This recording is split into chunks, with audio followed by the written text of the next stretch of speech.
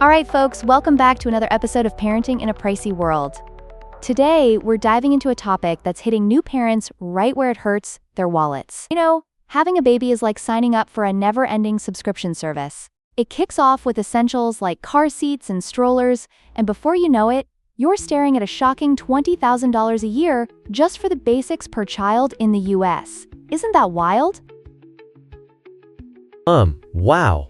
$20,000? That's like the cost of a small car. I mean, what do you even get for that? Just like a tiny human and a mountain of gear? Exactly. And let's think about this for a moment. These aren't luxury items. Car seats or high chairs are essentials. But here's where it gets even crazier. Recent tariffs from the Trump administration could raise those prices even higher. We're talking about average increases of around $3,800 a year due to tariffs on imported baby products, especially from China. Oh man, so if you're a new parent already scraping by, how are you supposed to manage all that? I mean, do parents just start making their own strollers now or something? Laughs. Chuckles. Right? It's almost like a DIY project gone horribly wrong. Picture this: parents trying to craft a bamboo high chair in their garage. But in reality, the irony is that while former President Trump wanted to encourage higher birth rates in America, his policies might have the opposite effect. Higher costs lead to tougher choices for families, severely impacting kids' quality of life.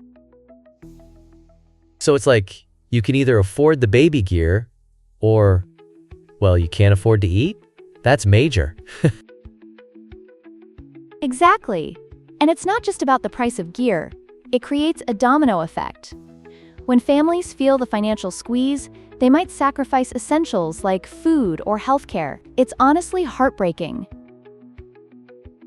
Ugh, that's rough. I can totally see some parents sitting around saying, okay, do we want a secondhand car seat that might be sketchy or skip dinner for a week? How do you even make those kinds of decisions? Laughs. It's definitely a tough call. Many families will likely lean towards secondhand items, but not all of those solutions are safe or practical. New parents, particularly those in lower income brackets, will feel this pressure the most. It's like experiencing a recession right within their household. Right? And I can just imagine when lawmakers started noticing this struggle, there had to be like a flood of mixed feelings, huh? It must be such a challenge for them, navigating all these pressures while trying to make things better for families. Absolutely. Some lawmakers expressed concerns even before the tariffs kicked in. It showcases the complexity of modern parenting. The needs of a child are clear-cut, but the economics? That's a tangled web. So it's like trying to thread a needle while blindfolded.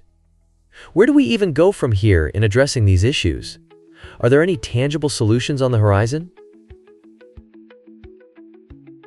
Well, this is where we need to shine a light on policies genuinely aimed at relieving financial burdens for families. Things like tax breaks, subsidies for childcare, or even increased access to quality healthcare can make a real difference in supporting families and enhancing children's well-being and futures.